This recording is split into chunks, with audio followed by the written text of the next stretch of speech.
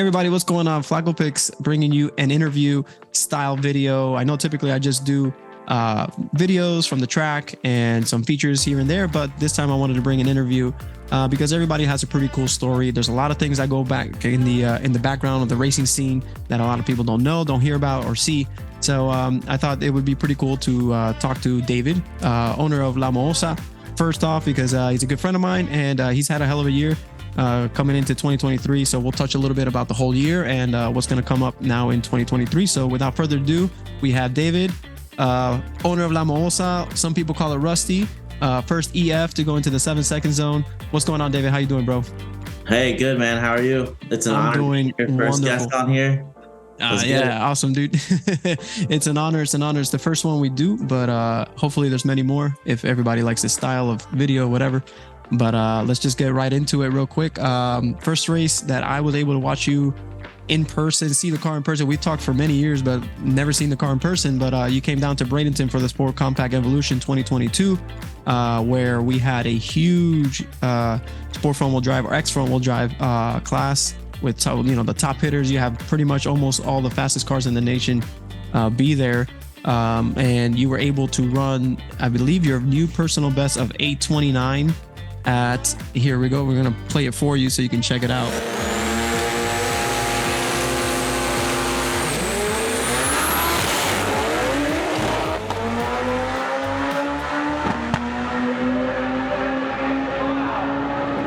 Hey! 8:33, 175 for West, 8:29, 177, new personal best for... So let me stop this over here. So 8:29 and 177. Talk to me a little bit about that event. First time coming to Florida, if I'm not mistaken. And just kind of touch up on how that experience was first time coming to Florida and racing with the guys in Florida, racing at BMP, which is such a great track. Tell us a little bit about that. Yeah, so really, it was my first time in Florida. Basically what happened was just a couple months prior, I was at World Cup and I kind of ended World Cup knowing that I could go faster. So I hate leaving stuff on the table. You know what I mean? Like I thought I had unfinished business. So very unlike me to make that trip because it's like 16-hour drive. So usually I travel, 4 hours. That's like my max. And then, but I just didn't want to end it like that. I ended it on a dumb mistake on my part. So I was like, I want to go out. I want to show people that, the car could go faster. And so we made the trip down to Bradenton. And I definitely don't regret it. I went down there and, we did a couple passes and we were able to, as you've seen in that video, go 8:29, which reset like the EF record, which was held by Andrew Fernandez with an 8:30. So I barely beat it, but we still did it. So I was nice. hype on that. And before that 8:29, what was your personal best before that 8:29 pass, if you remember? I want to say it was like 8:30. It was in the 8:30s. Okay. I gotta look at the specifics, but I want to say mid 8:30, probably like 8:35 or something. Okay. So from 8:35 to 8:29 in this pass here against West in qualifying. So how was that? You made the pass. Did it feel like you went any quicker than before, or how did that come about?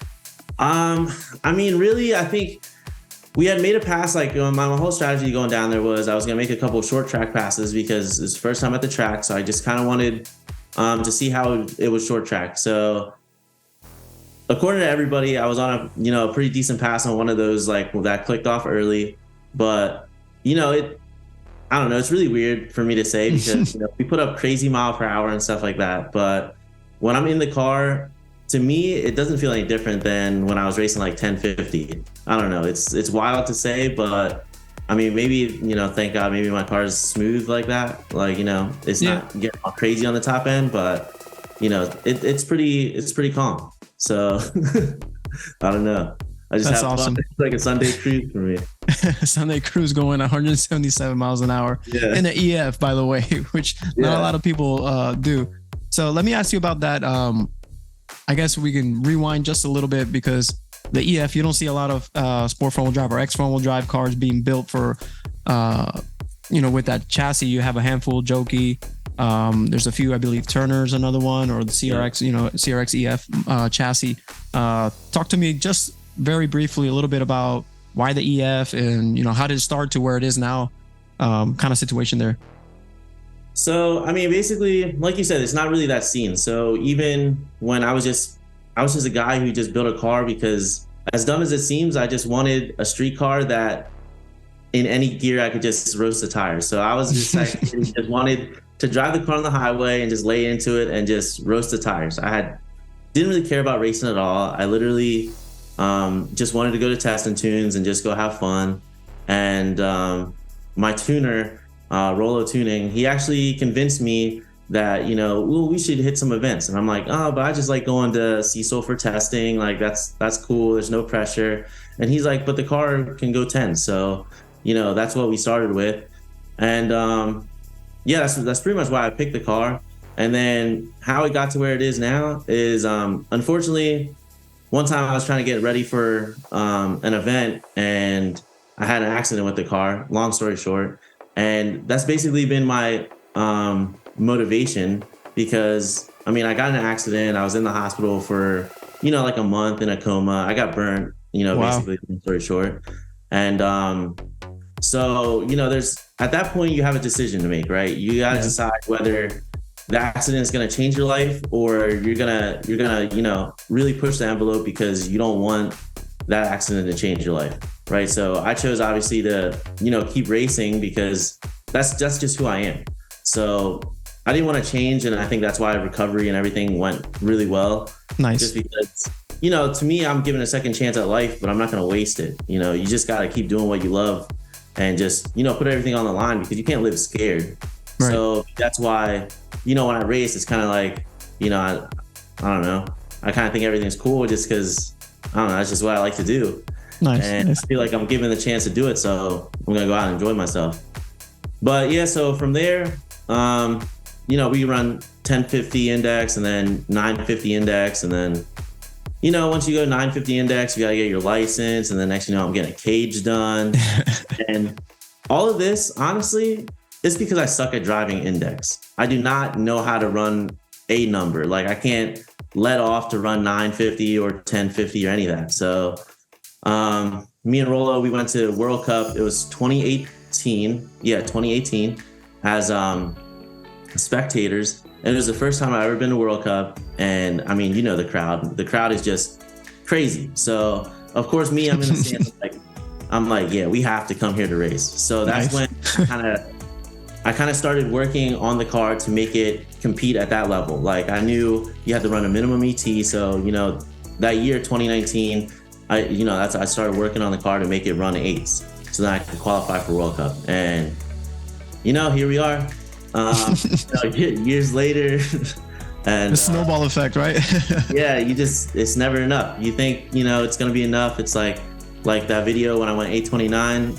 That was my goal. I was like, I want to take the EF record, and I did it. And I was like, oh, well, that was cool, but what's next? What's next, right? Yeah, so it's awesome. Always like that. Nice. So after the Bradenton event, I believe the very next pass after this was first round eliminations. You had a kid in the right lane, you were in the left lane, if I remember right, and looks like you had an issue with the transmission to where you weren't able to make a full pass. Let's not even want to get into that because we don't want to bring back juju of transmissions for the future, but you know how that goes. But then talk to me a little bit about from that event to what the next event you ran. I don't know if it was ACO. I think it was. Yeah, ACO was the next race. So we come back, and obviously the transmission's hurt. So I got to pull that apart and fix it, and that's always unfortunate. You hate fixing stuff. Right. But it's part of the game. We're pushing these things very hard, so it's part of it to fix it. But of course, like between Bradenton and the race I did in ACO, it's the summer and it gets really hot. Not like Florida hot, that's what you guys deal with all the time. But for me, I've been in hot situations. I don't gotta do that all the time, So I waited until it cooled down a little bit at ACO, and we take the car out, kind of like. Since I didn't drive for a little bit, so I wanted to kind of get ready for World Cup. So we took the car out, and the thing is every time you race, I think the way you get better is you have to look at all your passes. So that's what I do. I look at my passes, I see what I can improve on. So from the 829, I saw that there was things, we could do. So I work on things little by little. I probably overthink everything actually, but I make a couple changes and we go out to ATCO, and it was a crazy thing when I ran the new personal best, which would be the 812. It was, I think we were running that weekend. I think I was running 8.2s, and that was enough to run in the field, like to race. But I'm sitting up in the stands. I told all my crew, I said, look, I'm just gonna go watch this last round of qualifier, and we'll see how it goes. If people start going faster, maybe I'll go get the car. Well, I go up there literally in the stand for not even 5 minutes, and someone oils down the track. So I was like, man, I guess I got time to go check the car and see if I can go make a pass, because I was just itching to race. Mm-hmm. So literally the last one to make a pass. There was Rolando from DP right ahead of me, and if I remember right, I think he went 7.9s on that pass. So I just watched him do a 7-second pass, and I'm like, man, dude, that guy literally probably just has a crowd going crazy. What am I gonna do? I'm like, yeah.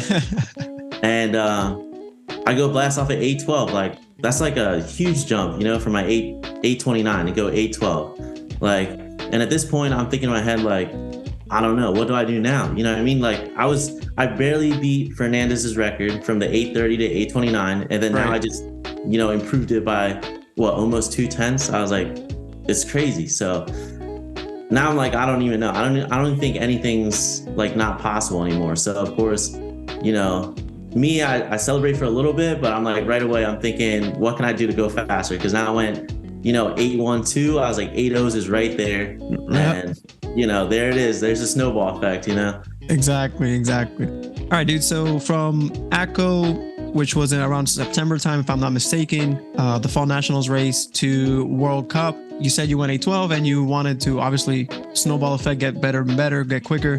Tell me a little bit about, that time frame, what changes you made to the car, if any, and why, and kind of go from there into World Cup. Yeah, so basically, it's been a kind of a tradition. I mean, it's a terrible one, but every year I always tend to change the turbo kit because whatever reason, I don't know. Last year I didn't like how the EGTs were, and this year I just wanted to change up a couple things on the setup. So of course it went to the fab shop. So after this event, I sent it to the fab shop. And in the same kind of time frame is when we found out that World Cup would be dropping True Street. That's right. And, yeah. Going to Mean Street or Super Street. And honestly, my whole thing with the car is I always want to go faster, right? I mean, who really wants to slow their car down? It's like kind of unlikely that you want to do that. Like, who wants to spend money to kind of go slower? So of course, then that meant for me, I had to go to Super Street, which I've always ran True Street. I mean, I thought it was more like the entry level, kind of situation. Of course, by now, I'm going 8.1s, and everyone tells me, I'm ready for Super Street. But for me, I was like, man, 8.1s, I want to be like top contender at World Cup. I'm going to do great. And, Miller threw a curveball, and, so the car's at the fab shop, and, we kind of just had to adjust. So at that point, that's when I decided to change turbos because, True Street, you can run 67, and Super Street, you can run like a 73. Is it? Yeah, basically 73.9. Yeah. So of course, then then Apex Turbos is kind of joining the scene. It wasn't too popular, but I'm always down. I'm seeing a couple cars do pretty well with them, and me going from True Street to Super Street, I kind of, if I wanted to make the jump, I wanted to give me like the best shot possible. You know what I mean? So to me, I think they had a really good product. I mean, precision works well too, but I'm gonna support the new kid on the block. Like, gotcha. New kid, it kind of works out. So we're gonna try it out. But nice. I get it ordered in, and man, that thing is like big, compared to my 57. I mean, just like the overall dimensions of it is just bigger. So it was good that the car was at the fab shop, because I don't think it would have worked. Like, I wouldn't have made it fit. But so we put the Apex on, and I mean, that thing makes power. I mean, it's not the hype, it just makes power. All right, so you make the changes to the car, you're ready for World Cup, and you come off the ramps, off the trailer, whatever you want to refer to it. Those that know. If you know, you know. And funny enough, you have Q1, you have Dennis on the other side in Q1. So you got Q1, Dennis, first pass. I'm gonna play here for you so you can check it out. Let's take a look real quick. Mohosa right side, getting on the left side. Lines are coming down, and here we go.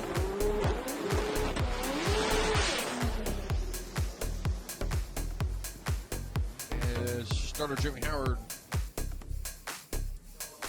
calling for red lights, and we're going to be checking both lanes here. 10:03 there for the Go machine. Navarez is stopping just past the quarter mile. So after the fab shop, right? So I take the car out. Of course, I don't really want to go to World Cup untested because obviously new turbo, bigger turbo. We don't know how it's going to act, so I got to go get some type of data. So I go to Cecil County. Like I said, that's one of my favorite tracks.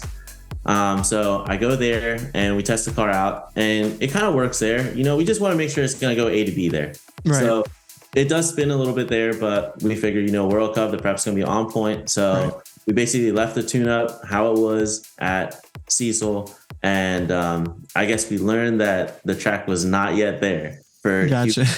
because that thing was, I don't know, it was on the limiter, like. Took you back to your highway days? It was on the limiter so bad that actually I went back and I checked, I had to make sure my clutch was okay because I thought I just burned through the clutch. I was just spinning the whole time. Yeah, you can hear it from the audio from this video. You can just hear it, and the car was kind of shifting left, moving to the center line a little bit, and you on off, and it's just spinning. Oh yeah. You go 1083 at 90 miles an hour, so. That was I just let off. I was like, it's not gonna work. So all right, so let's move on to from that point, right? You run 1083 car spins. What adjustments did you guys make to go into Q2? So basically, obviously when the car spins, you don't really get too much data, right? So World Cup's one of those events where you get plenty of qualifying passes that, I think you can, if you're good at looking at data and stuff. Maybe it's luck. There's luck with racing. So, you look at the data, you have some luck on your side, and, you try to put the best tune-up that you think the track's going to hold. And we went a little bit on the conservative side because obviously we went for all of it on Q1, and that was not good. Not good. So, at least you got to get an A to B pass. So then, gotcha. At least you're on the board or something and get some data to see, where you can put the power and stuff. So, so Q2, we turned it down a lot actually. And well, let's take a look at the pass. I got the pass here. I'm gonna share it with you so you can walk us through a little bit about with that pass here. Yeah. Mustang GT out of Michigan, Vector Motorsports, Cohen Engineering, Pro Charger is going to be on board here for the JEs. Now Mohosa coming right side is carrying the tires out. There's going to be Samantha Moore as David Ngo making a move out there. He's driving that car, baby. Top of the racetrack, Samantha Moore, 8:03.2 and an 8:32.5 there as La Mohosa definitely having to do some driving out there. Wow. The track's usually hard, right? So you don't want to bog. So you're going to have to be semi-aggressive because if you bog too, if you spin too hard, then it's not a good pass. If you bog, it's also not a good pass. Right. You're going to have to find the in-between and just try to get something that you can work with. And so there, that was a better pass for sure than the first one. But, we kind of go back and we look at, where we can apply a little bit more power and see if we can go a little bit faster then. So for Q2 to Q3, you're on the boards, you're on the qualifying list, you're above the bump spot at the time. At this time, do you guys, you and your tuner, Rolo, you guys talk all right, let's creep it up a little more. Let's see what she can hold now. You guys go through? It's, the whole thing with World Cup, it's a long event, right? So you kind of have to play it smart at the same time. So it's you're looking at where you're at on the list and you want to see, what you can do to make it better and try to put yourself in a spot where, you can race Sunday. Because that's, at the end of the day, it's crazy. It's crazy that we spent all this money, but to me, it's not even about getting the cup. For me, the first goal is getting that certified badass sticker. Yeah. You get that sticker, you're in. That's that's just getting to the race. Getting actually, for me as a spectator, I don't even race, and just seeing the guys that actually are able to join the race because they meet the minimum ET, right? So like this is like the mecca of like import and domestic racing I guess at this point, because it's like, you have to have a certain number. Like I'm sure a lot of people build a car and it's like, man, I wish I could race a World Cup. I need to run this number. And you see people trying to qualify all year just to get into this race in November, so it's pretty badass. Yes. And so far I've been really blessed. I mean, every year that we've gone so far. So 2020 was the whole COVID year. So there wasn't a World Cup. There was like a Hail Mary Derby. And 2021 and then 22. So the 3 years that I've gone, I was able to race on Sunday each year. So I have a sticker from each year. So nice. Goal accomplished there. That's dope. I mean, I know it's like pretty hard for a lot of people. I have a lot of friends and, like I said, for me, I mean, I think you just gotta, you guys really pay attention and focus on your car and you can make it happen. But and each year it gets quicker and quicker. Like for sure. The minimum ET keeps bumping, quicker and quicker. So it's definitely something that it's not an easy task, because every year it's like, oh man, I gotta make sure, the car is running if I want to make it into the race. And like you said, that's step one. And then I would believe step two is qualifying to get into the Sunday, like race in front of the Sunday crowd it's gotta be a crazy feeling. Oh yeah, for sure. And it's just crazy because I mean, they put in like the hype of the event is just crazy because it's like all year round. Right. I feel like Miller starts advertising almost immediately. Like after it's done, he's already posting when. Yeah, the next day. Yeah, for sure. It is like he planned it so far ahead. So yeah, it's pretty wild. That's what's up. All right, so I'm gonna play here your Q3 pass. You got right lane, looks like left lane. You got Waleed. Let me share the screen here with you so you can take a look at it. I'm super rusty. Here we go, clean and green. Top end of the racetrack. How about it? How about an 8:00 to an 8:25? Nearly getting into the 7-second zone for David. He'll go from 25th to 14th. That's, I believe, your quickest pass ever, right? So did you feel like it was your quickest pass ever? Like, is that something you felt in the car? I don't know. Wait, you say that it's like Sunday cruising. So I mean, I'm gonna be honest with you. It felt like pretty much every other pass except for, I mean, as you see in the video, the parachute doesn't come out. So that was probably a big change. You know what I mean? Because like, not only did I just go a PB, but then also the parachute did not come out. So I'm like, wow, this is really cool. I'm like, this is big.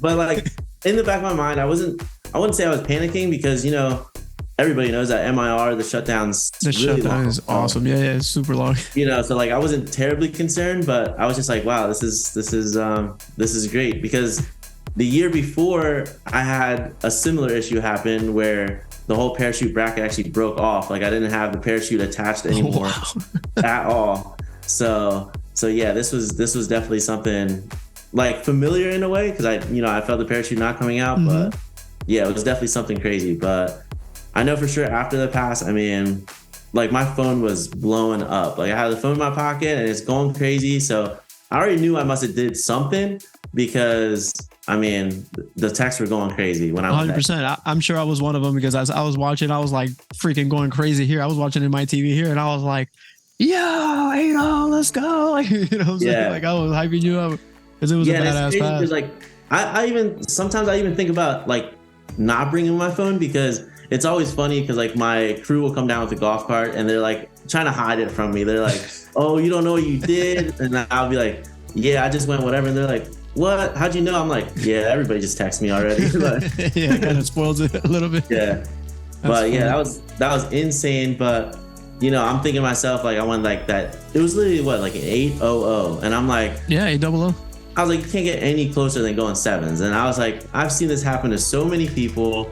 I was like stressed out, now everybody's on top of me. They're like, oh, you're definitely going to go sevens. I was like, yeah, but I mean, I followed a bunch of people and like that one little number changed. Like, right. That 7-second monkey, right? Yeah. So, yeah. But no, definitely I was glad to do it at World Cup, because that shutdown, like, pretty much saved me, because man, that parachute coming out, that was a feeling that you don't really want to feel. Yeah, I'm sure it's a little I mean, like you said, luckily it was MIR because MIR's shutdown is unbelievably long. And you can have enough time to shut down safely when stuff like that happens. So that's good, because any other track you would have definitely been in the beach, you know. Oh yeah, for sure. And not in a good way. Yeah, not in a good way. So that was Friday night. Saturday morning comes around. You got Q4. You got Wes on the left lane. You got right lane. Is this looks like? Well, yeah, I know for sure. Wes was the last person you raced at Bradenton, or when you went 829. Not the last person, but when you went 829, you raced Wes. He actually beat you, but you went 829. You had your PB. So was there something like behind the scenes? Are you like, you guys talk a little bit about that, or is that something that just you guys ended up pairing up? No, so it just kind of happens, and it seems like I always meet up with Wes at some point. I don't know how it happens. It just kind of happens. But definitely, I mean, this was a pretty badass race. It was, you'll see it here. But definitely, I'm gonna start kind of trying to cut a light better in qualifying, just because. I mean, I just wanna turn on the wind light. So, so I'm gonna play the video now so you guys can check it out. Túmbalo duro, Honda Civic, ambos carriles la Mohosa. West Pride por el izquierdo. Lines are down. We're cleaning green. 140 short time there for West Pride. Your West Pride pulling together. Go deeper into the sevens. Now for the racetrack. 810 with an O, 185, and a 910. An 810-0 there for David Ngo. So neither driver going to improve their position. Currently on qualifying sheet, Spy will stay 11, and David Ngo will stay 18th. So I was like, man, I'm side by side with this guy. I was like, if I want a 7, it's right here. And of course, I get the news, and I'm like, what? How do we run basically the exact same time? And they weren't exact same time. Like, it's kind of disappointed, but still, 8-1 is still pretty good. Yeah, I mean, 8-1, conditions change, and I believe I wasn't there, but from what I hear, the conditions weren't like World Cup conditions because of the heat. It wasn't cold like it usually is. I forgot to mention that this World Cup was absolutely crazy. Like you're out there walking around in t-shirts and shorts, like unheard of for World Cup. It's usually like you're trying to find the warmest place to be at World Cup because it's so cold. And here this year it was like, I don't know, it was like we're in Florida racing or something. I don't know what it was, but yeah. So Saturday morning, Q4, conditions, like I said, like everybody's in t-shirts. You probably see it, the people in the starting line there. So 810, both of you guys ran a badass. That was one of the best races side by side there that weekend. 810s, 187 for you. Is there anything from that point, you got one more qualifying round. Is there something there that you talk with your team, your tuner, and be like, hey, we need to do we run this last qualifying pass, or do we save the car? That's a lot, like we said, it's a long weekend, so that's a conversation I'm sure a lot of people are having, but depending on where you are on the bump, and in the qualifying, I'm sure that's something you talk to your tuner about. Yeah, for sure. I mean, with these cars, it's basically like, we're pushing so much that, they will break. Like, we know they will break, so it's all about trying to be a little bit strategic. I mean, ideally, I want to run every round just because I just want to race. But as far as this race, I mean, it's a long race, like you said. So, you definitely just gotta. With the 8.0, I think I was pretty safe, but I still got the car ready just in case, people just went out and, went crazy fast and I had to make another pass, Gotcha. I don't think I made a Q5 pass, if I recall. Yeah, you did it. So that's kind of why I asked, was that like a strategic thing? Like, let me just save the car for the race on Sunday. I'm pretty safe, with the 8.0. Yeah. So I like I said, I was prepared to race, but since I saw a bunch of people go down and they weren't really moving spots at all, then I just decided to sit out and, wait for the next day. Okay. All right. So the next day you have your first elimination pass. You're going against, I believe his name is Manley from the Ramy Racing team. And I'm just going to play the video, let the video speak for itself. Yeah. Bueno, en los 100 segundos otra vez, vamos allá. Here we go. Man, La Mohosa, a big hole shot off the line. Is it enough? Top end. Yes, on a hole shot, a 92. Yeah, pause it right there. 792 at 188 on a hole shot. beating a quicker 788 at 193. I mean, what a race, dude. Tell me a little bit about that race. Jeez, it was crazy. So, of course, in the morning, I find out I'm racing, Mike Manley, and I know he's got a fast car, and Ramy and the crew, they've been around the block, you know what I mean? They've gone sevens. They were the first to go sevens, So I know I got my work cut out for me, but, the thing with me is, and I'm sure, all the racers will say the same thing, is I just like to have fun. So, I'm in the lanes, I'm talking, just having friendly, competitive talk, just talking some shit. And, I don't want to say I got it in his head, but I was like, like I told Manley, I was like, Ramy's slogan is like, don't get gapped. I was like, so, I mean, just don't get gapped, it was pretty bad. And, I personally think, for sure, I mean, he had the faster car, he went faster than me, but, I really just wanted to focus on my race. And, realistically, when you're in the car, you don't really even know who's next to you. Like, you're just focused on the tree, and you just want to make it down the track safely. So, of course, we finally, it's our time to race, and we both wished each other luck. We kind of manifested it. I'm not gonna lie. Like, Manley said, let's go side by side sevens. And I said, yeah, that sounds like a plan. I was like, if you're right next to me, then I know I'm going to get a 7. Like, I know your car's a 7. So, that's all I wanted, So, nice. That's awesome. See, that's something I didn't even know that went behind the scenes. So that's badass. Yeah. So we like talked about it before. Like, we were going back and forth, and then we were just like, yeah, it'd be dope if we go side by side sevens. And I'm like, yeah, let's do it. I mean, I've never been 7, so let's see what happens. And so of course, we line up, and I knew I got him on the tree, and I think that was the biggest rush. Like, you asked me a couple times now, how's it feel, to go that fast and stuff. And I think the most adrenaline, I think, is within like that first, like, probably 60 foot. Like, if you got the guy out the hole, I think that's like so fun. And that's something I've started finding out recently, because before I was just going out to run PBs and stuff. I don't want to say care about racing, but I was still trying to get the car to where I thought it would be competitive. Right. And now you're competing.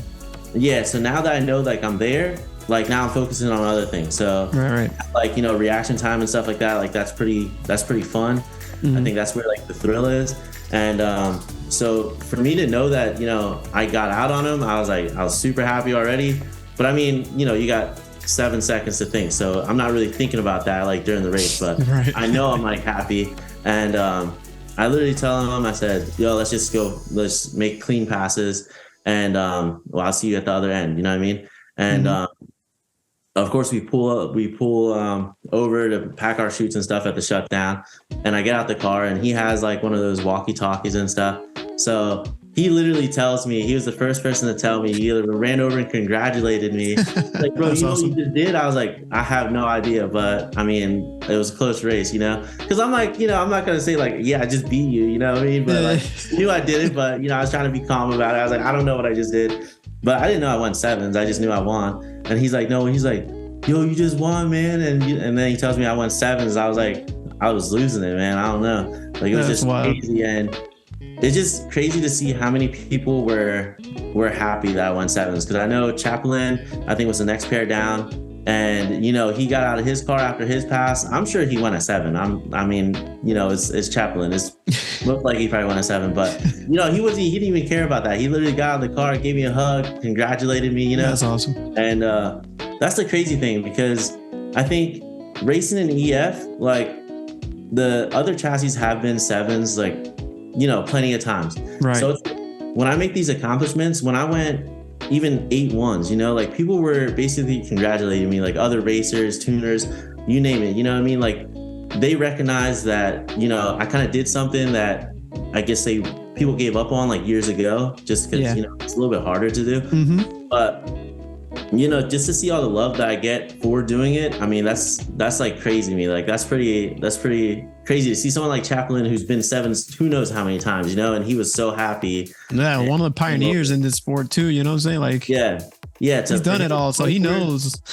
Yeah, and like, everybody knew, after my crew came down, we were all celebrating, and just the whole ride back, from going through tech and going back to the pits, like, everybody's like cheering you on. And it was like, That's awesome. at that point, I didn't even care. I thought I won World Cup. Like, that's how I felt. Like, I feel like I was probably more hyped because, you know, at the end of World Cup, it's late. There's barely anybody there anymore. Like, to be honest, probably not even as hype. Like how I felt doing that pass, like I really think like I felt I could have been driving the car, like holding a trophy. Like that's how much like people were just hyping me up, you know? That's awesome. But yeah, it was a crazy thing. I bet. Like, bro, like I said, I was watching the race here.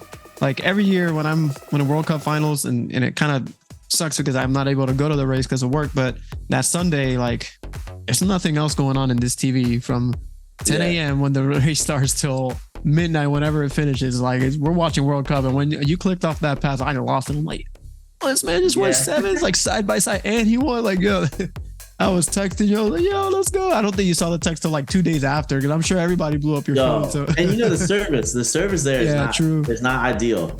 You know, like basically you gotta respond to messages like 3 o'clock or 4 o'clock in the morning when like no one's on their phone or something. You know? Yeah, that's awesome. But, man, that was crazy. It was crazy. Man. I bet. That's awesome. But you know, that's really cool to see that the other racers recognize the hard work. Obviously, the guys that have gone sevens know what it takes to go sevens, and it's not easy.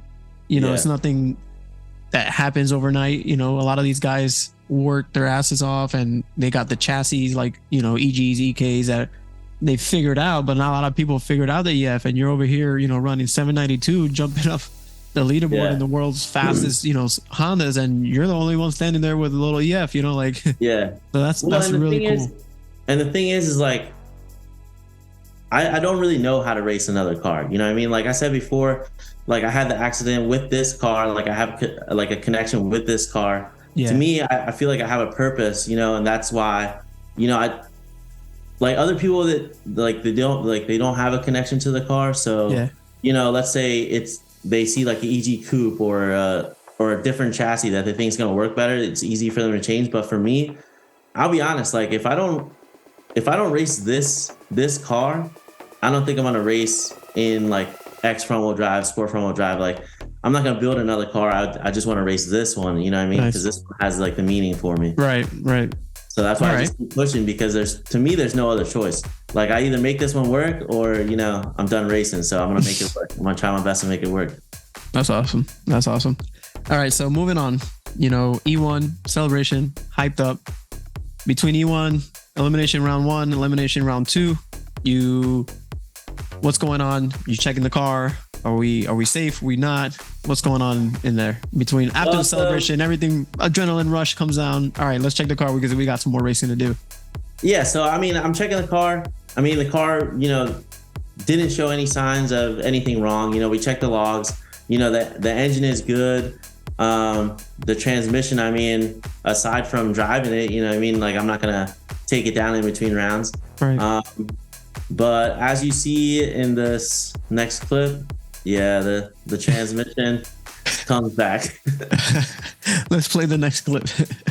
And Gio, this should be a good one.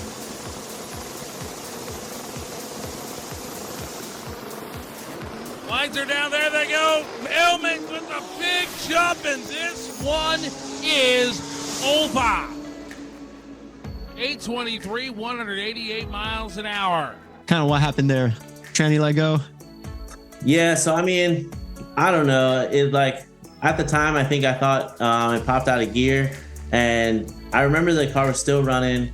I remember exactly what was going through my mind. Like I'm watching Chaplin just drive out of my life, and I'm like, geez, if this guy lets off, I was like, if he lets off, if he sees that, you know, I bogged or whatever, or I had problems, maybe he'll just let off and coast it. You know, that's like my only hope, right? So if you see in the video, like the car kind of like hops a little bit, that's me putting it back in gear and trying to take off, because, you know, I did not want to go out that way. Right. You know, if I could have sent it down the track, I was going to send it down the track. I didn't care what gear it was going to be in. I was going to send it down the track.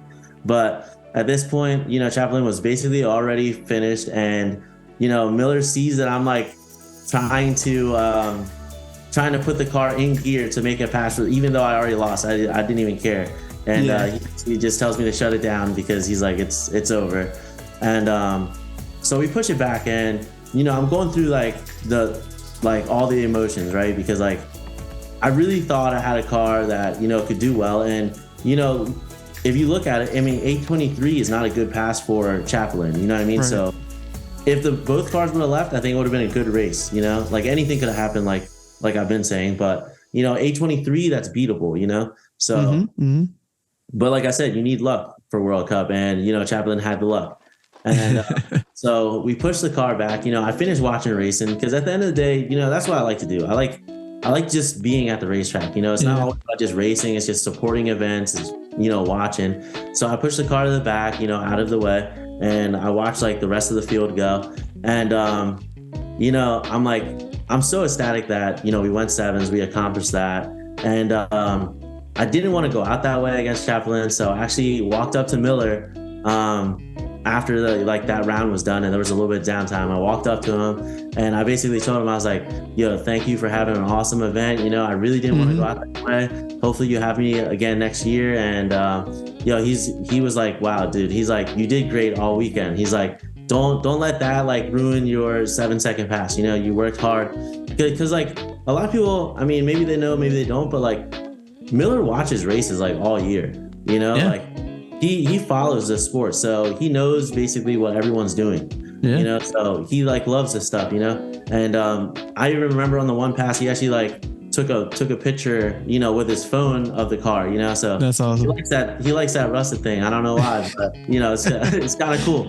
Cool. And out of like the 400 plus cars or something like that they get in the property that weekend, like for him to be like, hey man, don't let that ruin your 7-second pass. That says a lot, dude. You know, like, you know how many passes he's watching all freaking weekend from like probably from like Tuesday on that week, you know? For sure. That's awesome. So like I was like pretty hyped, you know. I just wanted to say something to him because like I know, like, you know, he didn't want me to send it down the track just because he didn't want to, like, you know, something else to happen. But you know, I just wanted to tell him how badass the event was and that I was happy to be there. All right, dude. So World Cup's over. You ran sevens, but you kind of, I'm sure, you know, inside you're like, damn it, I wanted to keep racing. I wanted to back that 7-second pass up. The tranny, you know, how do you say that? Let go and betrayed you there a little bit. So one event left in the year and it's down in Orlando. So what's going through your head? Are you going like, we're making another trip to Florida? Yeah, I mean, unfortunately, it gets me every time. I swear, I think the car just wants to be raced because every time I think I'm going to be like relaxing for a little bit, it always leaves me like almost like a cliffhanger. So here I am, you know, obviously that happened against Chaplin, E2. So of course I'm like, man, we just went sevens. I can't just leave it at that, you know, because no one wants to see you run sevens once and done. So I'm itching to go, and it's crazy. Like this, like I said, like all the support and love and everything. I actually have a friend down there. You might know him, Eli, with the world's fastest single cam. So he reached out to me. He said, yo, David, there's an event down in Orlando. He said, we would like to, for you to come down.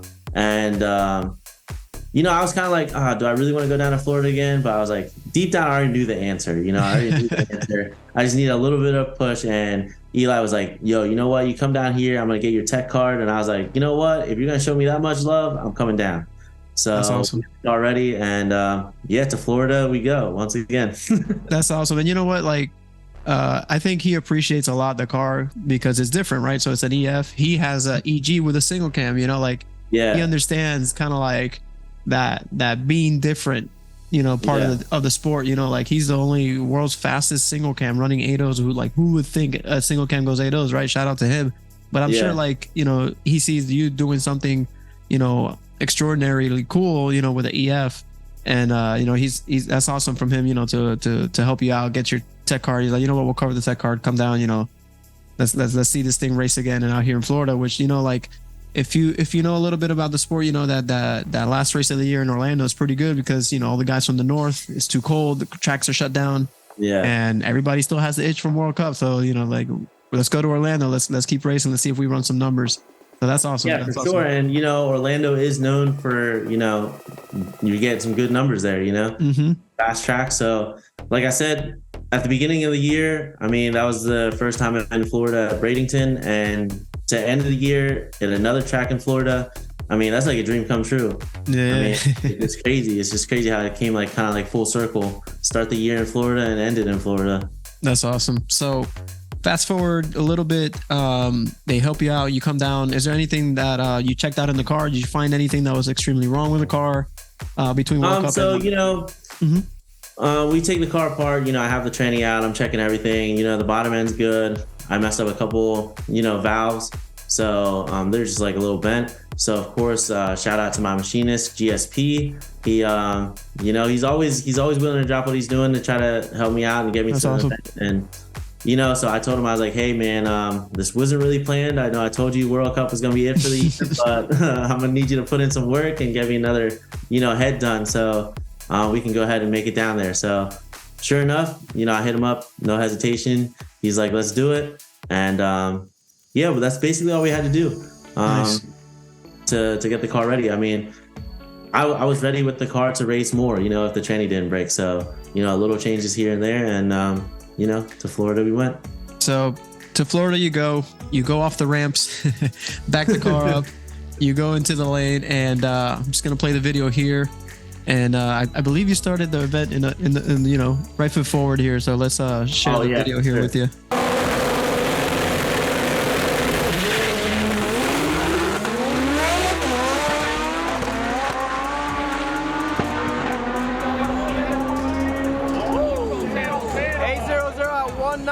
For David, 892, 170 for Min. So 800 at 190 miles an hour. I think that was your PB on the mile an hour there. Yeah, that was the first time I went 190. That was like a kind of an accomplishment in a way. Mm-hmm. I mean, no, absolutely. The thing is like, so here we are. Of course, my tuner. I mean, he's a great tuner. He's like a brother to me. But we're all kind of like, we're both kind of relatively new. To sport front wheel drive. Like, I'm basically the car that he tunes at this level. So, and it's an EF, so not exactly the most aerodynamic. He always tells me, he's like, David, I don't know if we're gonna be able to do it or not. And, we keep pushing a little bit harder and harder, and he's like, all right, maybe we can just do whatever we want, I guess, because there's like no limit. Like we thought at some point. I mean, I think the car is just not as aerodynamic, but so far it's proven that maybe that doesn't matter as much as people think. I don't know, because 190 out of the EF, I think that's pretty good. Absolutely. There's a funny saying from I believe it was Enzo Ferrari that said aerodynamics are for people who can't build engines. So damn, okay. He said that, Enzo Ferrari, one of the greats. So that's pretty funny, like you guys definitely have a hell of an engine put together instead of going 190 miles an hour in the EF is no joke. In any chassis is no joke. So it's definitely awesome. So Orlando, that I remember I was at the event. This event was very kind of weird in the sense that you guys only have one pass Friday, one pass Saturday. So really you only get two qualifiers really to try to get the car dialed into the conditions of the track. And just weird in the way because there was a lot of oil downs from other classes and stuff. So everything got pushed back. There was not a lot of flow really. So Q2, qualifier 2, you were paired up against Faster Motorsports. You got Joel Olivo, Siki, one of the best drivers out there. That's what I'm saying, man. Like, and actually, you guys, if I'm not mistaken, you guys were like pitted together. You guys were pitted together over there. So that was pretty cool. Tell me a little bit about that. Yes, actually. So, like shout out to Faster and Junot and all that. I mean, they were great. Like we went down there. I mean, and everyone, I don't know if it's just me or what, but like sometimes people say, there's a whole like North versus South business and, there's a rivalry there or whatever, but so far, every time I've been down in Florida, like the people are great. Like they make me feel at home. When I went down in Bradenton, shout out to Andrew Fernandez, like the guy who used to hold the record. When I made it down to Florida, he like opened up his shop and let me work on my car there and get it ready. So nice. That speaks numbers. He knew I was coming down there to try to take his record, and he helped me. Like, and that's awesome. That's what it's about. So the same thing. I came down to Orlando. Janat was great. Because I was like worried. I'm coming from far. I don't know anything about Orlando, how they do parking and stuff. And he's like, don't worry about it. He's like, park next to me. Because through Fuel Tech, I mean, that's also one of the changes I think that really helped out the car. When I put the car on Fuel Tech, the car's been going fast. But I made a couple of like relationships there, Nice. My boy Jared at Fuel Tech, he's a great guy, good buddy of mine. We talk all the time now. And he kind of put me on with Faster, and they were able to save me a spot. So that's awesome. The whole time they were great neighbors, you know what I mean? Like we're just hanging like as if we've been, friends for a while, So, yeah. He even, he really likes the car. He saw how I kind of, act at a race, I guess you would say. Like I have my own system, and I don't have like a huge crew or anything like that. I have a couple guys with me, but he just really likes, to see my progression. Because he's always been one to kind of follow the car. He was one of the people that actually congratulated me when I won sevens. That's awesome. He's like, bro, I was probably happier when you went sevens than when I went sevens. Like literally, that's what he tells me. Because he's like, awesome. It's crazy to see like someone else pushing a different chassis like that. So, he's down there. Like you said, I have to race Sicky, which that was the first time I ever raced him. And, he's known for being a great driver. Like he's a driver. He's literally a driver. So, we got to go, what was it? Q2. Saturday night Q2. Mm-hmm. Yeah, which, I mean, Q2, initially I was planning on sitting out just because, I went 8.0s. I thought that was going to be, more than enough. And then, I'm thinking I'm going to wait for like the later night, like Q3 or something. But it was getting way too late. I think Q2, it was already like 5 o'clock and they haven't even run, Q2 yet. And at that point, I'm like, but if there's a Q3, it's going to be, wet outside and stuff. So yeah. I kind of just want to make a pass just because I just drove, like I said, like 16 hours. It's like one of those things, right? So like you're racing, you're trying to be all, strategic about racing and saving your car. But then at the same time, I literally just drove 16 hours. Like I kind of want to make some passes more than just, one qualifier, Right. So I bring the car up and, we end up having to, line up with Sicky. All right, so let's play the video here so you can check out the Q2 pass against Sicky.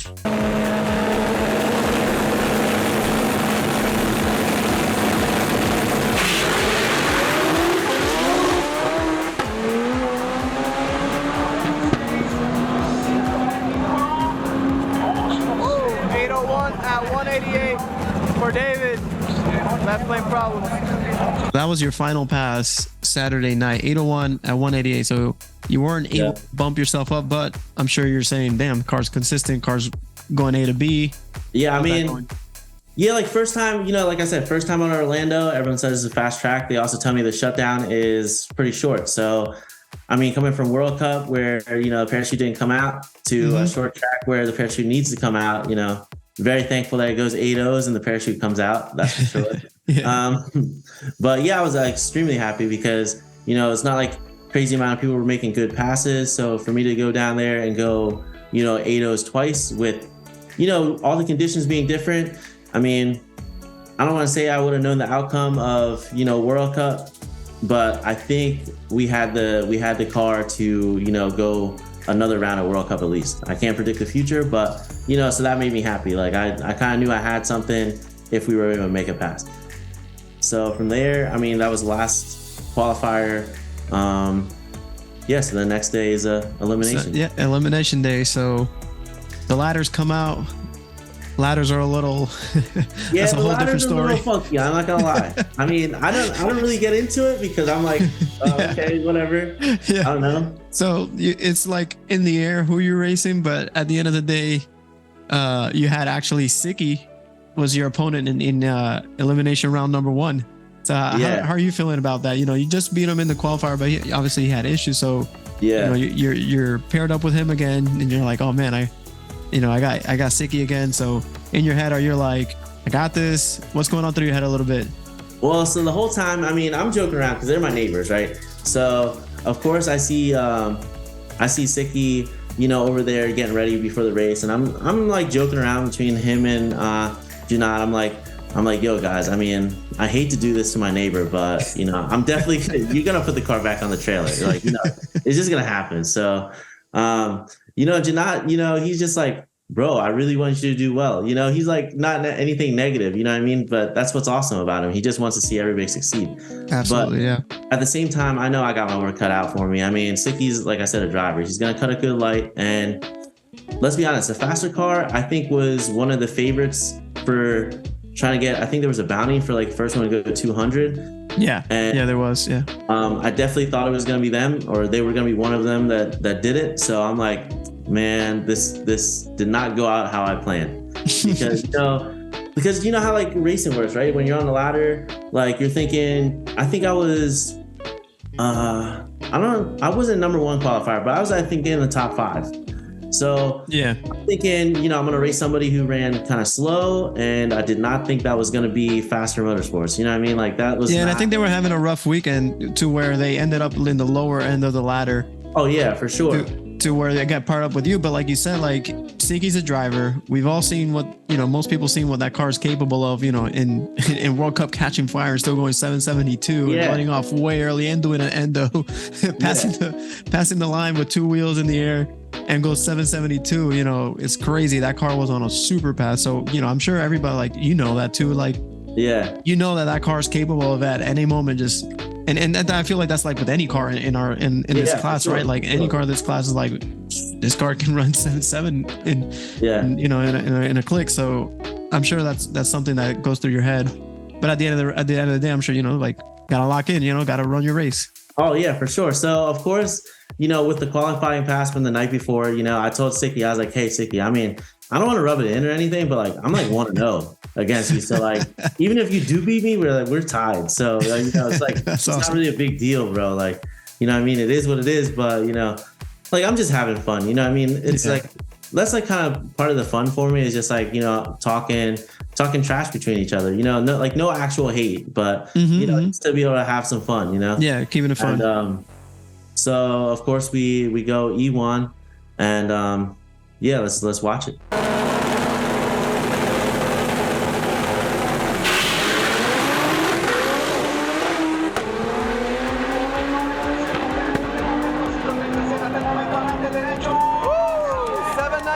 At 189 for David, 852, 135 for Faster.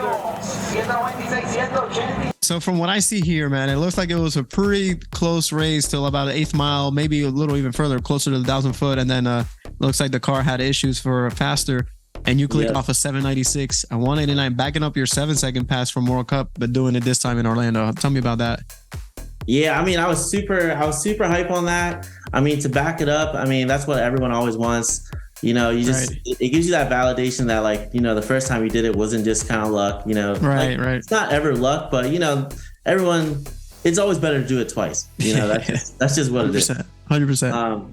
So we did that, but I'm not going to lie. I think I was most proud that when I looked at the reaction time, I got to look at it like, you know, on paper, I don't have it in front of me, but actually I cut a better light than Sicky. And, you know, like I said, Sicky's a driver. So I was pretty hyped about that. Cause like I said, I haven't really been focusing on that aspect of the racing until recently. So for me to go out this weekend and really cut good lights all weekend.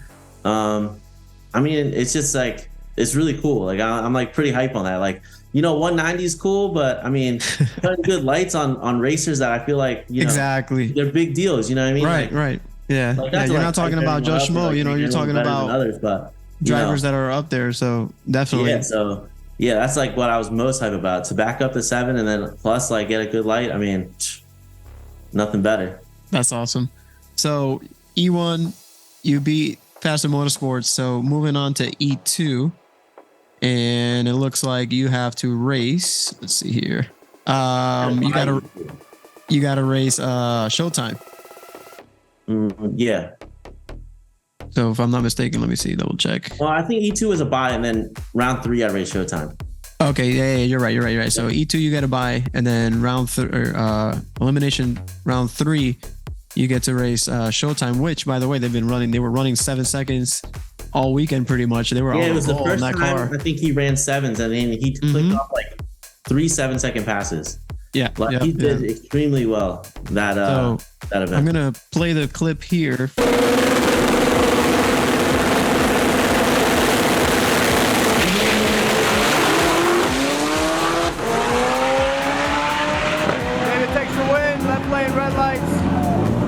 795. So by looking at here, looks like left lane, Showtime ate the light. How we say ate the light, but red lit jumping a little bit, and you take the automatic win. So it looks like you just let off, coasted around, save the car. But he was on the pass, 795 out of 187. So in my head, I'm like recording it, and I'm like, man, that would have been a badass race if they were both stayed in it. Like a side by side 7 for sure.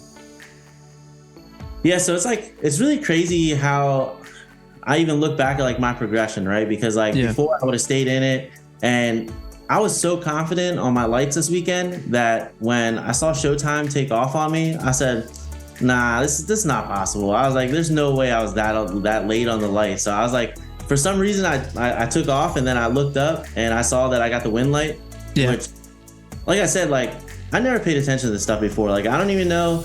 I mean, it's hard to say what goes through your mind in that short period of time, but I mean, just imagine how fast you have to think to, do all that decision making. You know what I mean? I literally thought to myself, there's no way he cut a better light than me. I mean, I was doing really good. That's what I thought in my head. And not to sound extra confident or cocky or anything like that, but that's just what I thought in my head. I was like, nah, I don't think so. And then so I look up, I see I get the win light, and I'm like, I'm gonna let off and just coast it to save the car for the next round. I mean, it really I don't know, that's not really how I like to race, but at this level, you just kind of have to race smart sometimes. Right, and you came from far, you know what I'm saying? You're trying to see hey, we're going into the 4th round, let's see what happens here, Yeah, and I think this is actually the farthest I made it at any event. I'm proud to say, it's terrible because it sounds like I've been racing forever, but like I said, the thing with me is, and maybe I'm completely wrong in this way of thinking, but I like to test at events. It sounds really bad, but to me, I don't like going to test and tunes too much because you never know what kind of prep you're going to get there, But when you go to an event, if someone goes 7s, then in my head, if they can go 7s, I can go 7s. You know what I mean? The prep is there for me to do the same thing. The conditions are there.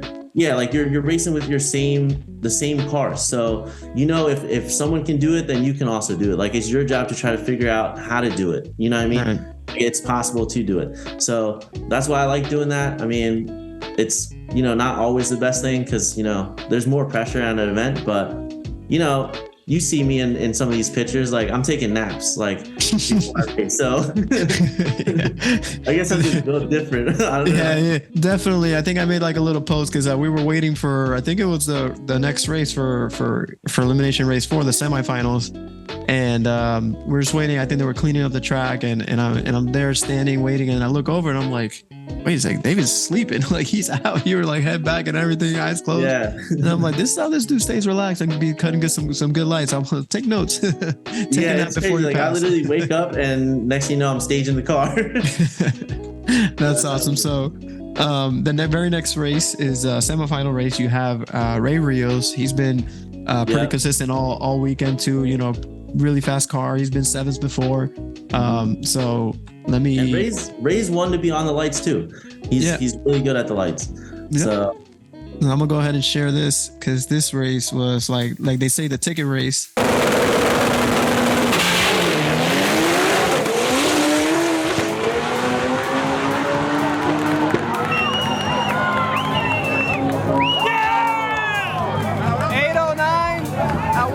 For David, 811 at 177. 811 at 177 for Ray.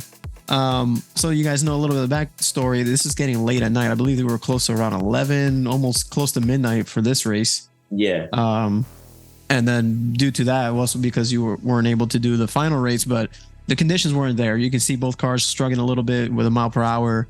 On Ray's side, you're spinning a little bit, cars kind of shifting to the center lane. But this was a video that my buddy Arielito, shout out to Arielito, which is Mitchell's son, had a GoPro on Ray's car, so you guys can see.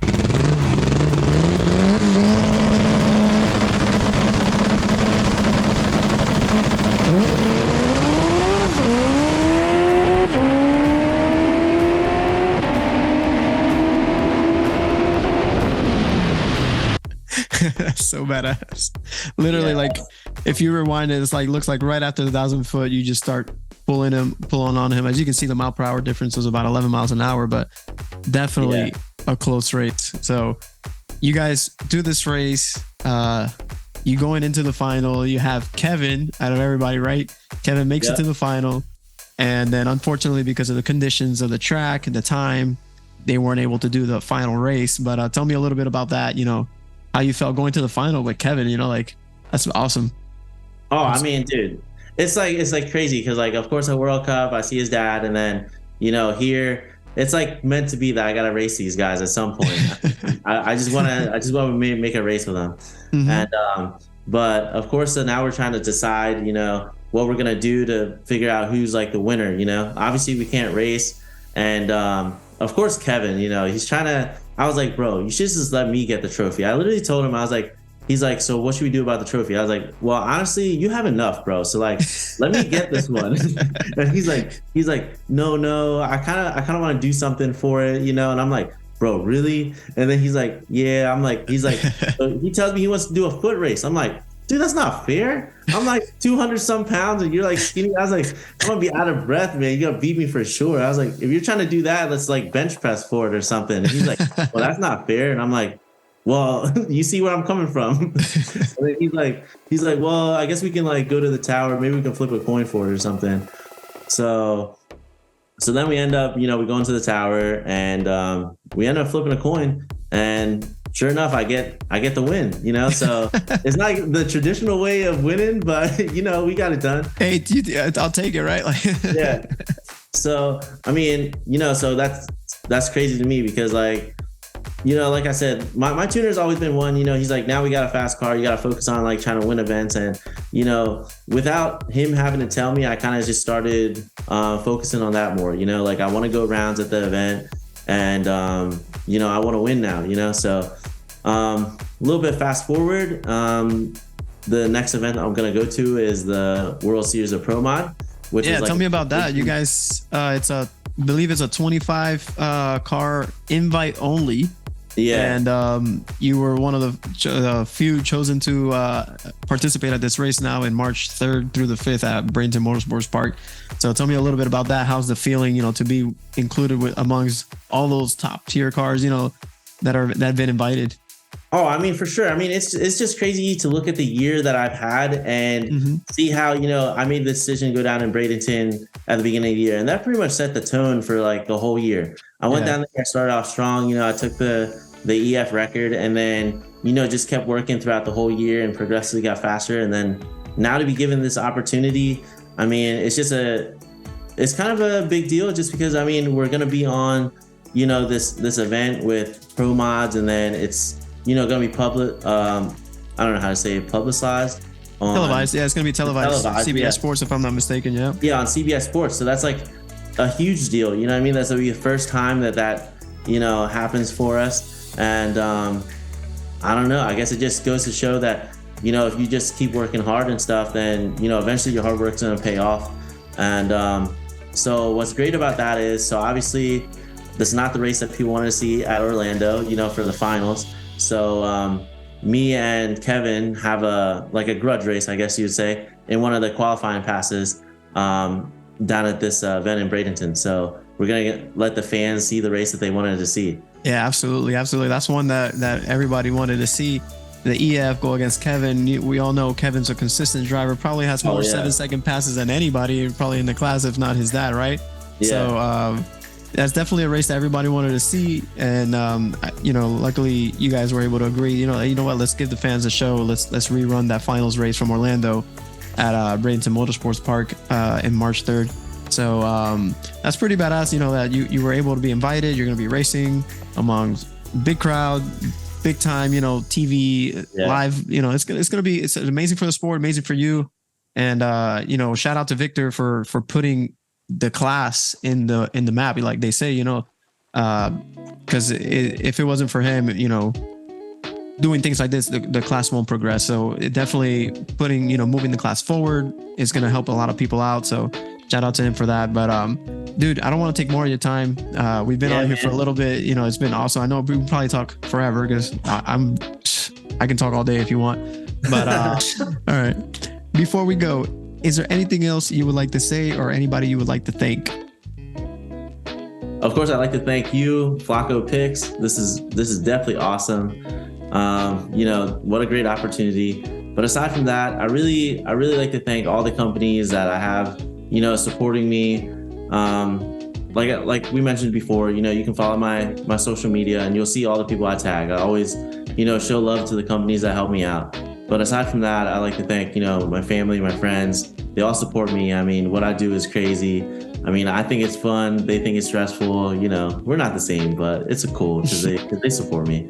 But I mean, other than that, I mean, I love my fans. I love all the love that I get, you know, on social media, in person. I mean, that's pretty much what drives me. I mean, it's awesome to go to the racetrack and see people that, you know, I might talk to on social media, even like you, for example. You know, we talked on social media plenty times before, you know, we ever met in person. And it's the same thing that goes with, you know, I don't even want to call them fans because to me, I'm just a regular person. But, you know, the people who, you know, like my stuff, I mean, they just show support. You know, I like to thank all those people.